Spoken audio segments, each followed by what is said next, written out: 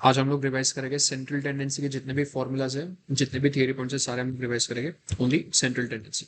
तो central tendency में सबसे पहले तो तीन मेजर्स ऑफ सेंट्रल टेंडेंसी होते हैं, मीन, मीडियन, मोड। ध्यान देना, क्वार्टाइल, डेसाइल, परसेंटाइल, इनको हम लोग सेंट्रल टेंडेंसी नहीं बोलते, ये आपके पार्टीशन वैल्यूज। तो सेंट्रल टेंडेंसी के मेजर्स कितने होते हैं? सिर्फ तीन। तो थियरी में अगर पूछा how many measures of central tendency are there, तो आंसर क्या होगा? थ्री। कौन से? Mean, median, mode. अब मीन में भी तीन टाइप्स होते हैं, AM, GM, HM. Median is one of the partition values. बाकी के पार्टीशन वैल्यूज कौन से होते हैं? Quartile, decile, percentile. और ये जो मोड होता है, इसमें भी दो अलग अलग कैटेगरीज होते हैं। अगर एक ही मोड है तो यूनिमोडल, अगर दो मोड है तो उसको हम लोग बोलते हैं बाइमोडल।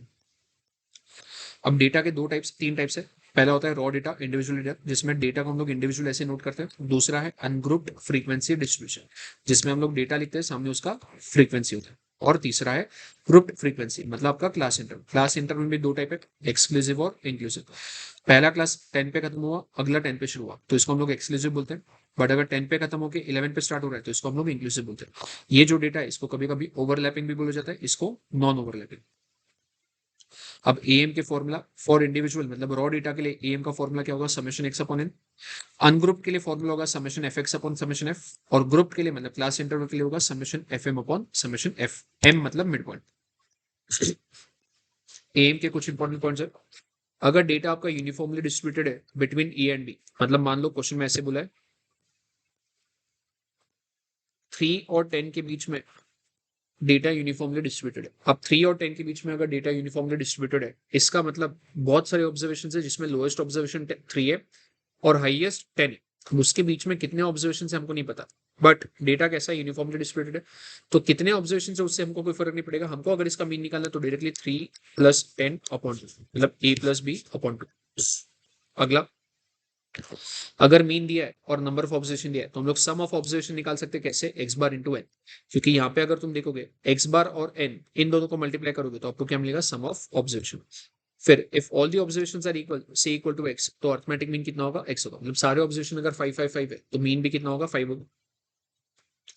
Arithmetic mean is unique for a given data, मतलब किसी भी डेटा के लिए एक ही मीन हो सकता है, एक से ज्यादा मीन पॉसिबल नहीं। मोड एक से ज्यादा हो सकता है, बट मीन या मीडियन एक से ज्यादा हो गया क्या? नहीं। तो ये अर्थमेटिक मीन हमेशा यूनिक होता है। तो क्वेश्चन में अगर पूछा which of the following is not unique, mean, median, mode, तो कौन सा यूनिक नहीं होता है? मोड यूनिक नहीं होता है। मीन और मीडियन दोनों यूनिक होते हैं, एक ही होते हैं।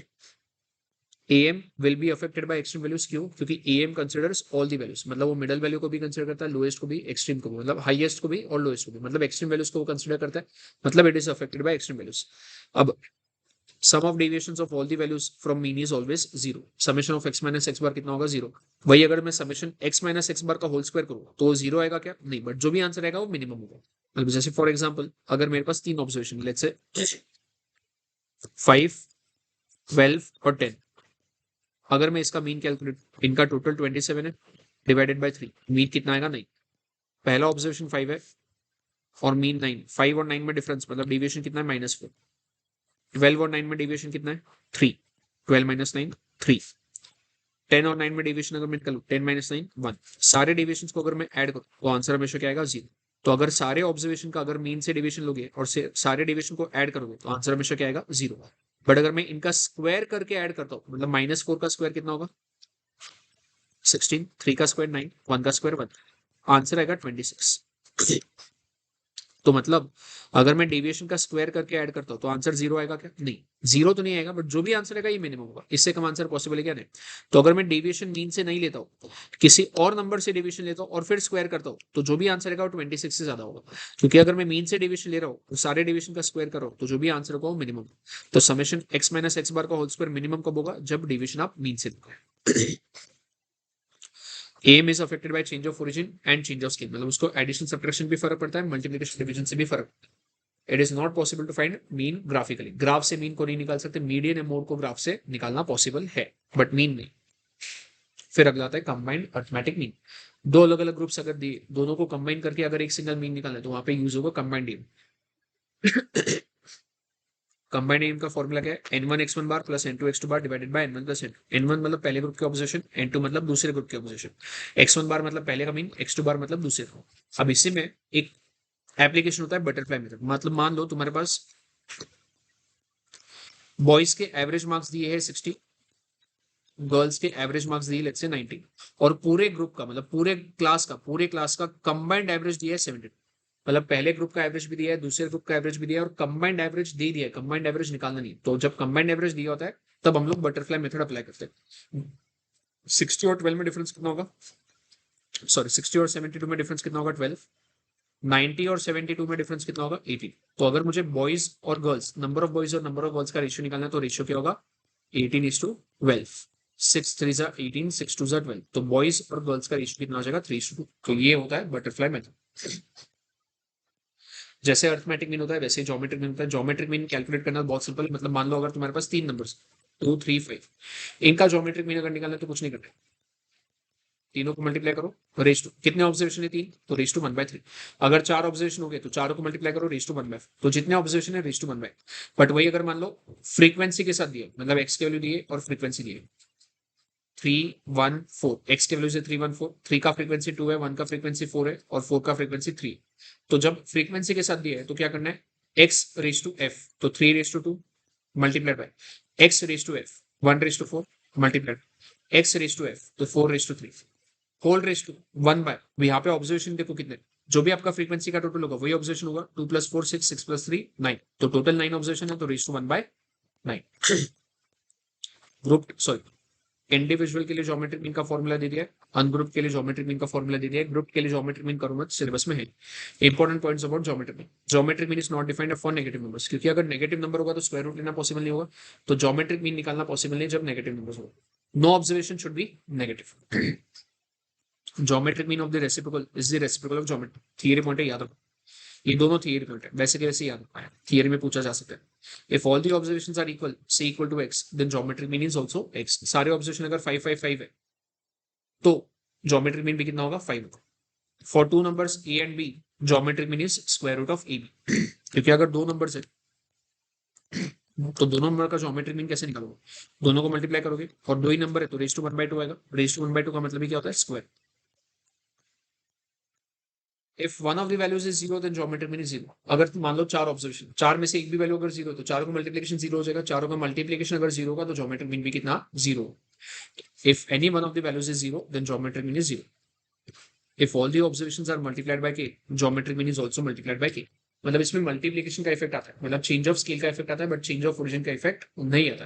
तो सारे ऑब्जर्वेशन को के से मल्टीप्लाई करोगे तो ज्योमेट्रिक मीन भी के से मल्टीप्लाई होगा, बट इसका ये मतलब नहीं कि सारे ऑब्जर्वेशन में अगर के ऐड करोगे तो ज्योमेट्रिक मीन भी के से ऐड हो जाए, वो नहीं, चेंज ऑफ स्केल का फर्क पड़ता है, चेंज ऑफ ओरिजिन से फर्क नहीं पड़ता। आगे यहाँ पे वही लिखा है, geometric mean is not affected by change of origin but it is affected by change of scale. अगर आपके दो वेरिएबल एक्स और वाई, दोनों को मल्टीप्लाई करके नया वेरिएबल आपने बनाया, तो ये जो नया वेरिएबल है इसका अगर ज्योमेट्रिक मीन निकालना है, अगर पुराने वेरिएबल मल्टीप्लाई हो रहे हैं तो geometric mean of x geometric mean of y को मल्टीप्लाई करो, जेड का ज्योमेट्रिक मीन मिलेगा। वही अगर एक्स और वाई डिवाइड हो रहे हैं तो geometric mean of x geometric mean of y को डिवाइड करो तो आपको जेड का ज्योमेट्रिक मीन मिल जाए। फिर आता है हार्मोनिक। हार्मोनिक मीन का फॉर्मूला भी एकदम सिंपल है, ऊपर नंबर ऑफ ऑब्जर्वेशन, नीचे सारे ऑब्जर्वेशन का रेसिप्रोकल करके ऐड करना है। इंडिविजुअल सीरीज के लिए वही अगर ग्रुप होगा तो ऊपर समेशन ऑफ फ्रीक्वेंसी, नीचे f1/x1 f2/x2 f3/x3 सबको ऐड। फिर आता है कंबाइंड हार्मोनिक मीन, जैसे कंबाइंड अर्थमेटिक मीन था वैसे ही कंबाइंड हार्मोनिक मीन होता है, कंबाइंड ज्योमेट्रिक मीन का कंसेप्ट नहीं होता। कंबाइंड हार्मोनिक मीन में क्या होता है, अगर दो ग्रुप है, पहले ग्रुप में n1 ऑब्जर्वेशन, दूसरे ग्रुप में n2 ऑब्जर्वेशन, पहले ग्रुप का हार्मोनिक मीन h1 दिया है, दूसरे ग्रुप का हार्मोनिक मीन h2 दिया है, तो कंबाइंड हार्मोनिक मीन का फॉर्मूला क्या होगा, n1 + n2 whole divide by n1/h1 + n2/h2। फिर आता है application of harmonic mean for finding average speed. अब ये इंपॉर्टेंट कंसेप्ट है, देखो अगर ए से बी ट्रैवल कर रहे हो और वापस बी से ए ट्रैवल कर रहे हो, यहाँ पे जाते वक्त स्पीड एक्स है और आते वक्त स्पीड वाई। अगर हमें स्पीड का एवरेज निकालना है तो वहां पे नॉर्मल अर्थमेटिक मीन लगाना पॉसिबल नहीं। अगर तुम्हारा पॉइंट ए से पॉइंट बी का डिस्टेंस और पॉइंट बी से पॉइंट ए का डिस्टेंस सेम, मतलब जाते वक्त जो डिस्टेंस है वही डिस्टेंस अगर आते वक्त है, तो अगर मुझे एवरेज स्पीड निकालना है तो मैं इन दोनों के लिए डायरेक्टली ये फॉर्मूला यूज कर सकता हूँ 2xy/x+y। और ये फॉर्मूला आया कहां से, हार्मोनिक मीन के लॉजिक से, मतलब सिंपल कंसेप्ट। अगर मुझे स्पीड का एवरेज निकालना है और दोनों जर्नी का डिस्टेंस अगर सेम है तो हम लोग हार्मोनिक मीन करेंगे एवरेज निकालने के लिए, एवरेज स्पीड निकालने के लिए। बट अगर मान लो जर्नी का स्पीड, पहले जर्नी का डिस्टेंस और दूसरे जर्नी का डिस्टेंस अलग अलग है, तो क्या हम लोग हार्मोनिक मीन लगा सकते हैं? नहीं। हार्मोनिक मीन कब अप्लाई करना है? जब दोनों जर्नी का स्पीड अगर सेम, सॉरी दोनों जर्नी का डिस्टेंस अगर सेम, दोनों जर्नी का डिस्टेंस अगर सेम है, तभी हार्मोनिक मीन का कंसेप्ट अप्लाई। और अगर डिस्टेंस अलग अलग है तो हार्मोनिक मीन का कंसेप्ट अप्लाई नहीं करना है। नॉर्मल स्पीड के फॉर्मूला से हमको एवरेज स्पीड निकालना पड़ेगा। बट अगर ए से बी जा रहे हो, बी से ए जा रहे हो, जाते वक्त स्पीड एक्स से, आते वक्त स्पीड वाई, तो डायरेक्टली शॉर्टकट यूज कर सकते हो 2xy upon x plus. HM is not defined if any observation is zero. कोई भी ऑब्जर्वेशन अगर जीरो तो HM डिफाइंड नहीं। क्यों? क्योंकि हम लोग HM के लिए क्या करते हैं? हर एक ऑब्जर्वेशन का रेसिप्रोकल। कोई भी ऑब्जर्वेशन अगर जीरो है तो 1/0 कैलकुलेट करना पॉसिबल है क्या? नहीं, तो इसलिए वहां पे अनडिफाइंड हो जाएगा। हार्मोनिक, ये देखो वापस थियरी पॉइंट है, harmonic mean of the reciprocal is the reciprocal of the arithmetic. Theory के लिए याद रखना है, if all the observations are multiplied by k then harmonic mean is also multiplied by k। Same point हमने geometric mean में देखा था कि अगर हर एक ऑब्जर्वेशन को k से मल्टीप्लाई करोगे तो हार्मोनिक मीन भी k से मल्टीप्लाई होगा। मतलब चेंज ऑफ स्केल से फर्क पड़ता है, चेंज ऑफ ओरिजिन से फर्क नहीं पड़ता। All the observations are equal, c equal to x, then harmonic mean is also x। तो सारे ऑब्जर्वेशन अगर 5 5 5 है तो हार्मोनिक मीन भी कितना होगा? 5। दो नंबर c और b है तो दो नंबर के लिए हार्मोनिक मीन निकालना बहुत सिंपल है, 2ab upon e plus b। HM is generally used for averaging ratios। देखो नॉर्मल एवरेज के लिए AM, परसेंटेज या फिर रेट्स के एवरेज के लिए GM, बट अगर रेशियोज है तो रेशियोज के एवरेज के लिए HM। जैसे स्पीड, स्पीड का फॉर्मूला क्या होता है? Distance upon time. तो स्पीड दो अलग अलग क्वांटिटीज का रेशियो, डिस्टेंस का और टाइम का, इसलिए स्पीड का एवरेज करने के लिए हम लोग HM यूज करते हैं। अगर मान लो किसी स्टूडेंट के मार्क्स दिए, मतलब 10 स्टूडेंट्स के अगर मार्क्स दिए, 20 मार्क्स, 25 मार्क्स, 30 मार्क्स, मतलब नॉर्मल अगर डेटा है तो उसके लिए हम लोग एवरेज के लिए एम यूज करेंगे। बट अगर मान लो 10 स्टूडेंट्स के मार्क्स नहीं दिए, 10 स्टूडेंट्स के अगर हमको अलग अलग स्टूडेंट्स के अलग अलग ईयर्स के परसेंटेजेस दी, तो परसेंटेजेस का अगर एवरेज करना है तो वहां पे हम लोग क्या यूज करेंगे? ज्योमेट्री। तो याद क्या रखना है? नॉर्मल डेटा के लिए एवरेज करने के लिए एम, परसेंटेज के लिए अगर एवरेज करना है तो जीएम, रेशियोज का एवरेज करना है तो एचएफ। अब यहाँ पे comparison of M G M H M दे दिए, अच्छा टेबल है, इसमें थियरी पॉइंट्स फॉर्मूला सारे कवर कर लिए। इंडिविजुअल के लिए फॉर्मूला, अनग्रुप के लिए फॉर्मूला, ग्रुप के लिए फॉर्मूला, ये ऊपर लिखा हुआ है। अब यूजेज, जनरल एवरेज के लिए एम, ग्रोथ रेट मतलब परसेंटेज के लिए जीएम, और रेशियोज के लिए HM. Normally M is greater than GM is greater than HM, ये रिलेशन होता है। बट अगर मान लो सारे ऑब्जर्वेशन अगर 3 3 3 है तो एम भी 3 होगा, एचएम भी 3 होगा, जीएम भी 3 होगा, तो उस केस में सारे सेम होंगे, एम जीएम एचएम। कब? Particular relation if all the observations are equal. But अगर ऑब्जर्वेशंस इक्वल नहीं, अलग अलग, तो एम जीएम से बड़ा होगा, जीएम एचएम से बड़ा होगा। Sensitivity to extreme values, AM is very sensitive to large values, HM is very sensitive to small values। और GM के केस में लार्ज और स्मॉल दोनों से फर्क पड़ता है, बट AM के कंपैरिजन में कम फर्क। अब इसमें थियरी क्वेश्चन अगर है, which of the following is affected by large values, AM GM HM। तो लार्ज वैल्यूज से सबसे ज्यादा फर्क किसको पड़ता है? AM। Which of the following is most affected by small values, तो स्मॉल वैल्यूज से सबसे ज्यादा फर्क किसको पड़ता है? HM। Most sensitive to small values, most sensitive to large values. याद, यही दोनों याद रखने, थियरी में ये दोनों पूछेंगे, ये भी नहीं पूछते क्योंकि ये है ही नहीं। रेस्ट्रिक्शन, AM के लिए कोई रेस्ट्रिक्शन है, पॉजिटिव डेटा हो, नेगेटिव डेटा हो, जीरो हो, AM निकालना पॉसिबल है। GM के लिए रेस्ट्रिक्शन क्या है? नेगेटिव नंबर नहीं होना चाहिए। HM के लिए रेस्ट्रिक्शन क्या है? जीरो नहीं होना चाहिए। फिर आता है पार्टीशन वैल्यूज। पार्टीशन वैल्यूज में median, quartile, decile, percentile. Median 2 parts में डिवाइड करते हैं, क्वार्टाइल 3 होते हैं, वो 4 पार्ट्स में डिवाइड करते हैं, डेसाइल 9 होते हैं, वो 10 पार्ट्स में डिवाइड करते हैं, परसेंटाइल 99 होते हैं, वो 100 पार्ट्स में डिवाइड करते हैं। क्वार्टाइल डिवाइड कितने करना है? 4 पार्ट्स में। कितने क्वार्टाइल्स होते हैं? 3। डेसाइल कितने पार्ट्स में डिवाइड करते हैं? 10 पार्ट्स में। डेसाइल्स होते कितने? 9। परसेंटाइल्स कितने पार्ट्स में डिवाइड करते हैं? 100। और परसेंटाइल्स होते कितने? 99। अब कोई भी पार्टीशन वैल्यू, चाहे मीडियन हो, क्वार्टाइल हो, डेसाइल हो, परसेंटाइल, कोई भी पार्टीशन वैल्यू कैलकुलेट करने के लिए सबसे पहले डेटा को आपको असेंडिंग ऑर्डर में अरेंज करना पड़ेगा। या तो असेंडिंग में करो या फिर डिसेंडिंग में। हमने असेंडिंग फॉलो किया, बट अगर क्वेश्चन में पूछा कि डिसेंडिंग में करना अलाउड है क्या, तो थियरी में बोल सकते हैं डिसेंडिंग करो, असेंडिंग करो, दोनों same. Also before calculation it is necessary to convert inclusive series into an exclusive series for partition values. तो पार्टीशन वैल्यूज के लिए 2 पॉइंट याद रखो। सबसे पहले डेटा या तो असेंडिंग ऑर्डर में अरेंज करो या फिर डिसेंडिंग ऑर्डर में अरेंज करो। दूसरा, इंक्लूसिव सीरीज अगर है तो उसको एक्सक्लूसिव में करो। ध्यान देना, मीन के कैलकुलेशन के लिए इंक्लूसिव एक्सक्लूसिव कुछ भी चलता है, असेंडिंग डिसेंडिंग कुछ भी चलता है, वहां फर्क नहीं पड़ता है, बट मीडियन के लिए फर्क पड़ता है। मीडियन का फॉर्मूला होता है n plus one upon tooth observation individual, मतलब रॉ के लिए।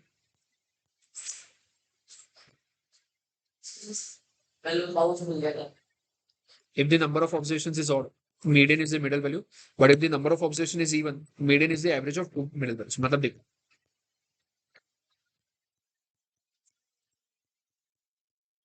ये आपके ऑब्जर्वेशन है, टोटल 5 ऑब्जर्वेशन है। हमारा मीडियन का फॉर्मूला क्या होता है, n plus one upon tooth observation. 5 यहाँ पे 5 ऑब्जर्वेशन है, n का वैल्यू कितना होगा 5, तो 5 प्लस वन 6, 6 अपॉन टू 3, मतलब थर्ड ऑब्जर्वेशन। थर्ड ऑब्जर्वेशन कौन सा है, 9, तो मीडियन क्या होगा 9। अब यहाँ पे ऑड ऑब्जर्वेशन थे, नंबर ऑफ ऑब्जर्वेशन ऑड है 5 है, तो ठीक है। बट अगर मान लो मैं एक और ऑब्जर्वेशन यहाँ पे ऐड कर दूं, तो नंबर ऑफ ऑब्जर्वेशन कितने हो जाएंगे, 6 हो जाएंगे। अब नंबर ऑफ ऑब्जर्वेशन अगर 6 है तो देखो प्रॉब्लम क्या होता है, 6 प्लस वन 7, 7 अपॉन टू 3.5, मतलब हमें कौन सा ऑब्जर्वेशन ढूंढना, 3.5 ऑब्जर्वेशन ढूंढना है बराबर। 3.5 ऑब्जर्वेशन कैसे ढूंढोगे, थर्ड और फोर्थ ऑब्जर्वेशन का एवरेज लेना पड़ेगा। 3.5 किसके बीच में आता है, थर्ड और फोर्थ के बीच में, तो 9 और 11 का एवरेज, 9 प्लस 11 20, 20 अपॉन 10, तो मीडियन कितना होगा 10। तो यहाँ पे वही लिखा है, अगर इवन नंबर ऑफ ऑब्जर्वेशन है तो median is the average of the two middle values. 3.5 मतलब थर्ड और फोर्थ का एवरेज। और एक और चीज ध्यान देना, जब मैं बोलता हूँ थर्ड ऑब्जर्वेशन आपका मीडियन है, तो मीडियन 3 नहीं, मीडियन आपका थर्ड ऑब्जर्वेशन है, तो थर्ड ऑब्जर्वेशन जो भी होगा वो मीडियन होगा। बट अगर आपको रैंक ऑफ मीडियन पूछा है, रैंक मतलब पोजीशन, तो थर्ड ऑब्जर्वेशन अगर मीडियन है मतलब रैंक ऑफ मीडियन 3 है। रैंक मतलब पोजीशन, कौन से पोजीशन पे मीडियन है। अनग्रुप के लिए भी सेम फॉर्मूला है, n plus one upon two, बस ग्रुप के लिए फॉर्मूला लगे L plus H by F N by two minus C F. इसमें ध्यान देना, L मतलब लोअर क्लास बाउंड्री, H मतलब हाइट ऑफ क्लास मतलब क्लास इंटरवल, F मतलब फ्रीक्वेंसी, N मतलब टोटल ऑब्जर्वेशन, सी एफ मतलब क्यूमुलेटिव फ्रीक्वेंसी। इसमें L H F तीनों कहां से लेने, मीडियन क्लास से, बट सी एफ कौन सा लेना है, मीडियन क्लास के ऊपर वाले क्लास का, मतलब प्रीसीडिंग क्लास का। मीडियन क्लास कैसे डिसाइड करना है, एन बाय टू का वैल्यू कैलकुलेट करना है। एन बाय टू का जो भी वैल्यू आएगा सी एफ में, या तो वो वैल्यू ढूंढो या फिर उससे बड़ा वैल्यू ढूंढो। अगर वो वैल्यू नहीं मिल रहा है तो उससे बड़ा वैल्यू ढूंढो। जहां पे भी आपको एन बाय टू से बड़ा वैल्यू मिलेगा सी एफ में, वो आपका मीडियन क्लास होगा। मीडियन के कुछ important points, median is positional average. क्यों, क्योंकि मीडियन आपका पोजीशन डिसाइड करता है कि कौन से पोजीशन पे मीडियन आ रहा है। मीडियन क्या होता है, basically middle value. Middle value मतलब it is talking about the position, तो इसलिए मीडियन को हम लोग क्या बोलते हैं, positional average. Meaning it depends on the position of the values rather than the actual values. उसके पहले क्या वैल्यू है, उसके बाद क्या वैल्यू है, उससे फर्क नहीं पड़ता। मिडल में कौन सा वैल्यू, उससे फर्क पड़ता है, इसलिए उसको बोलते हैं positional average. Unlike the mean, median remains stable even if there are extremely high or low values। मतलब मीडियन को एक्सट्रीम वैल्यू से ज्यादा फर्क नहीं पड़ता।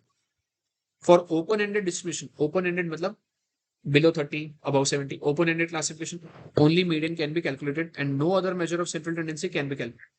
ओपन एंडेड क्लासिफिकेशन के लिए हम लोग कोई भी पार्टीशन वैल्यू कैलकुलेट कर सकते हैं, मतलब मीडियन, डेसिमल, परसेंटाइल या फिर क्वार्टाइल। बट मीन कैलकुलेट कर सकते क्या, नहीं। मोड कैलकुलेट कर सकते क्या, नहीं। फिर it ensures that 50% of the values are below and 50% are above, ठीक है। मीडियन इज यूनिक, जैसे एम के लिए था। Median is affected by change of origin and change of scale. इसको भी एडिशन, सब्ट्रैक्शन, मल्टीप्लिकेशन, डिवीजन दोनों से फर्क पड़ता है। फॉर ऑर्डिनल डेटा, अब देखो तुम्हारे डेटा तीन टाइप्स के होते हैं। एक होता है कैटेगोरिकल डेटा, फिर होता है ऑर्डिनल डेटा, फिर होता है न्यूमेरिकल डेटा। अब कैटेगोरिकल डेटा मतलब ऐसा डेटा जिसमें नंबर्स नहीं, कैटेगरीज है। जैसे अगर मान लो मैं बोलता हूं क्लास में रेड शर्ट वाले लोग हैं, ब्लू शर्ट वाले लोग हैं, व्हाइट शर्ट वाले लोग हैं, तो ये नंबर्स है कि कैटेगरीज है, ये कैटेगरीज है। ऑर्डिनल में भी क्या होता है, कैटेगरीज होते हैं, बट वहां पे कैटेगरीज का एक स्पेसिफिक ऑर्डर होती है। जैसे यहाँ पे रेड, ब्लू और व्हाइट को असेंडिंग ऑर्डर में अरेंज करना पॉसिबल है नहीं, क्योंकि ये बेसिक कैटेगरीज है, इनका कोई ऑर्डर नहीं होता। बट अगर मान लो मैं किसी 5 स्टार रेस्टोरेंट में गया और वो रेस्टोरेंट को मैंने रेटिंग्स दी, तो रेटिंग्स को मैं गुड भी बोल सकता हूँ, वेरी गुड भी बोल सकता हूँ, रेटिंग्स में मैं एक्सीलेंट भी बोल सकता हूँ, या फिर मैं बैड भी बोल सकता हूँ। तो मेरे पास टोटल यहाँ पे कितने रेटिंग्स है, टोटल 4 रेटिंग्स है। क्या ये कैटेगरीज है, हाँ ये कैटेगरीज है। बट क्या इन कैटेगरीज को असेंडिंग ऑर्डर में अरेंज करना पॉसिबल है, हाँ। पहले आएगा बैड, फिर आएगा गुड, फिर आएगा वेरी गुड, फिर आएगा एक्सीलेंट। तो जब भी कैटेगरीज को आप ऑर्डर में अरेंज कर सकते हो तो उसको हम लोग बोलते हैं ऑर्डिनल डेटा। और फिर आता है न्यूमेरिकल डेटा। न्यूमेरिकल डेटा मतलब कुछ नहीं, नॉर्मल नंबर्स दिए होंगे 5, 7, 10। तो आपके पास डेटा तीन टाइप से बेसिकली, कैटेगरिकल, ऑर्डिनल या फिर न्यूमेरिकल। अब सोचो, न्यूमेरिकल डेटा अगर दिया है उसके लिए मीन भी निकाल सकते हैं, मीडियन भी निकाल सकते हैं, मोड भी निकाल सकते हैं। अगर नंबर्स दिए तो कोई प्रॉब्लम, बट अगर मान लो कैटेगरिकल डेटा, तो यहाँ पे मीन कैसे निकालोगे? मीन पॉसिबल ही नहीं। मीन क्या होता है? सम ऑफ ऑल दी ऑब्जर्वेशन, इनका सम करना पॉसिबल है क्या? नहीं। यहाँ पे मीडियन भी नहीं निकाल सकते, क्योंकि मीडियन के लिए असेंडिंग ऑर्डर में करना पड़ता है। अब इनको असेंडिंग ऑर्डर में कैसे करूंगा? कोई ऑर्डर है ही नहीं यहाँ पे। तो कैटेगरिकल डेटा के लिए मीडियन निकालना पॉसिबल है क्या? नहीं। मीन निकालना पॉसिबल है क्या? नहीं। यहाँ पे हम लोग सिर्फ मोड निकाल सकते हैं कि रेड शर्ट 3 लोगों ने पहना है, ब्लू शर्ट 4 लोगों ने पहना है, व्हाइट शर्ट 10 लोगों ने पहना है। तो व्हाइट शर्ट 10 लोगों ने पहना है, मैक्सिमम फ्रीक्वेंसी, तो मोड क्या होगा? व्हाइट होगा। तो कैटेगरिकल डेटा के लिए सिर्फ मोड पॉसिबल। अब जब ऑर्डिनल डेटा आता है, तो क्या इसको हम लोग असेंडिंग ऑर्डर में अरेंज कर सकते हैं? हाँ, bad, good, very good, excellent. तो ऑर्डिनल डेटा को अगर असेंडिंग ऑर्डर में अरेंज कर सकते हो, तो फिर वहां पे मीडियन भी पॉसिबल। तो यहाँ पे क्या लिखा है? For ordinal data median can be calculated but mean can not be calculated. अब इसमें मीन वापस से नहीं निकाल सकते। इनको ऐड करना पॉसिबल है क्या? नहीं। क्या ये नंबर है? नहीं। तो हमें याद करना, आगे मैंने ये लिखा हुआ है, न्यूमेरिकल डेटा के लिए तीनों कैलकुलेट हो सकता है, mean, median, mode. Ordinal data के लिए मीडियन और मोड हो सकता है, बट मीन नहीं हो सकता है। और कैटेगरिकल डेटा के लिए सिर्फ और सिर्फ मोड हो सकता है, मीडियन भी नहीं, मीन भी। Median does not have any mathematical properties. Mathematical properties सिर्फ और सिर्फ मीन के है, मतलब arithmetic mean, geometric mean, HM, तीनों के। कोई भी मीन ले लो, उसके मैथमेटिकल प्रॉपर्टीज है, बट मीडियन और मोड के कोई मैथमेटिकल प्रॉपर्टीज नहीं। थियरी क्वेश्चन पूछ सकते हैं, विच of the following has mathematical properties, mean, median या मोड? तो आंसर क्या होगा? मीन। अब यहाँ पे पार्टीशन वैल्यूज के सारे फॉर्मूला दे दिए मैंने। मीडियन के फॉर्मूले यहाँ पे डिस्कस किए थे, n+1/2, n+1/2, और कंटिन्यूस के लिए 2 की जगह पे अगर 4 करूंगा तो क्वार्टाइल होगा, 4 की जगह पे 10 करूंगा तो डेसिमल होगा, 10 की जगह पे 100 करूंगा तो परसेंटेज। तो ये सारे फॉर्मूला ये याद कर लेना। पार्टीशन वैल्यूज के कुछ इंपॉर्टेंट पॉइंट्स है। All the partition values can be found graphically by using OG graph. Mean को ग्राफिकली निकालना पॉसिबल है क्या? नहीं। बट पार्टीशन वैल्यूज मतलब मीडियन, क्वार्टाइल, डेसाइल, परसेंटाइल, इनको ग्राफ से निकालना पॉसिबल है क्या? हाँ। कौन सा ग्राफ यूज कर सकते हैं? ओजिव। The point of intersection of the less than ogive and more than ogive will give you the value of median। तो ogive में भी दो टाइप होते हैं, एक होता है लेस देन ओजिव, दूसरा होता है मोर देन ओजिव। दोनों का पॉइंट ऑफ इंटरसेक्शन होगा वो आपका मीडियन होगा।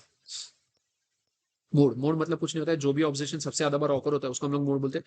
तो इंडिविजुअल के लिए कोई फॉर्मूला नहीं। देखो, जो ऑब्जर्वेशन सबसे ज्यादा रिपीट होगा वो मोड होगा।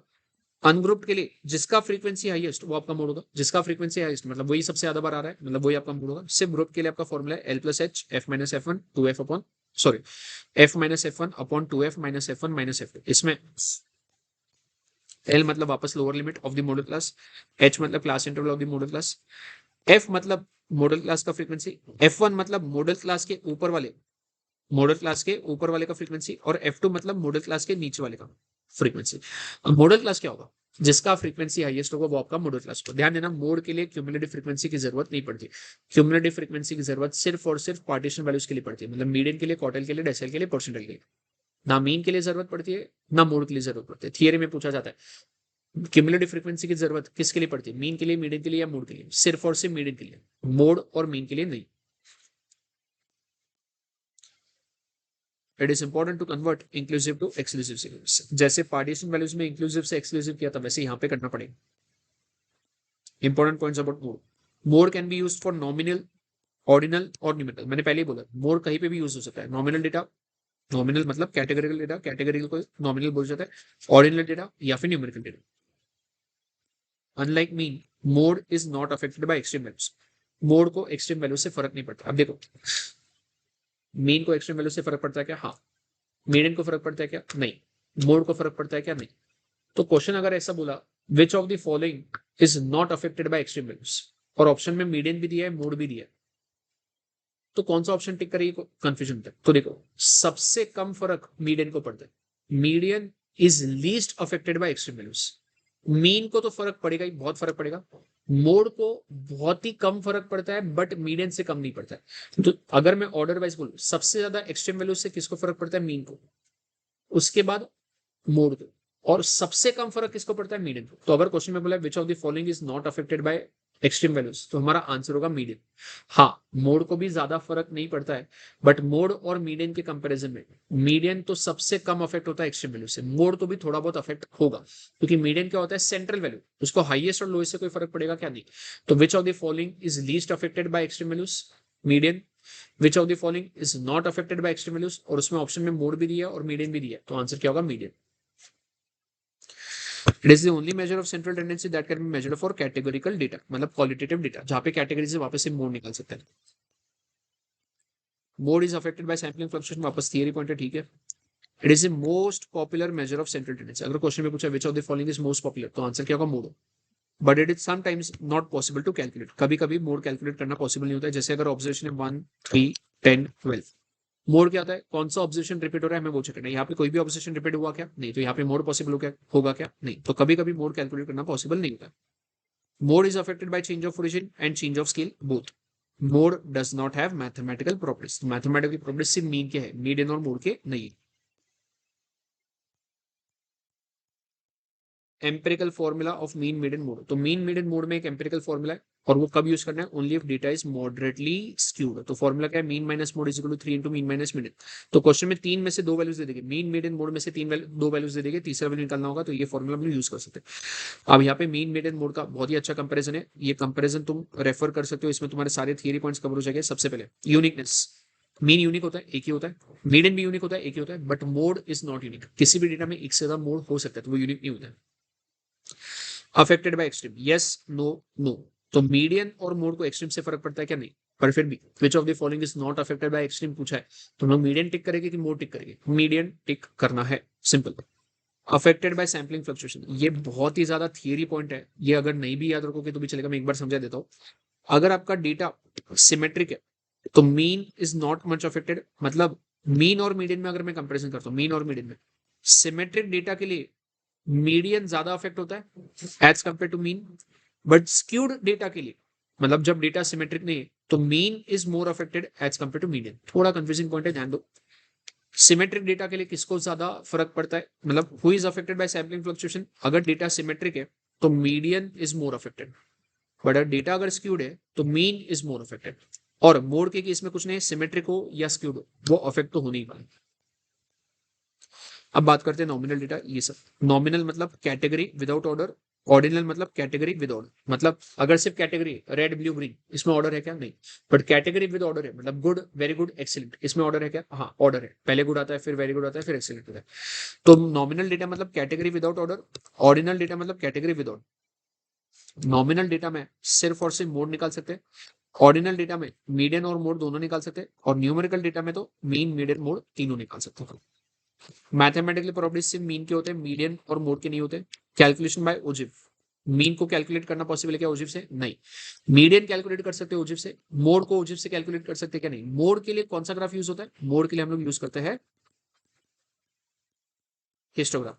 मतलब मीडियन और मोड दोनों ग्राफ से निकाल सकते हैं, बट मीन को ग्राफ से निकालना पॉसिबल है क्या? नहीं। मीडियन के लिए ग्राफ कौन सा है? ओजिव। मोड के लिए ग्राफ कौन सा है? हिस्टोग्राफ। अब यहाँ पे कुछ प्रॉपर्टीज दिए हुए, criteria for ideal measure of central tendency. ये याद रखो तो भी ठीक है, नहीं याद रखो तो भी कोई प्रॉब्लम नहीं। It should be well defined, it should be easy to comprehend, मतलब इजी होना चाहिए to compute. It should be based on all the observation, सारे ऑब्जर्वेशन को उसने कंसिडर करना चाहिए, तो वो ideal measure of central tendency माना जाएगा। It should not be affected by extreme values. It should be capable of further mathematical treatment, that is it should have some mathematical properties. जैसे mean के mathematical properties होते हैं।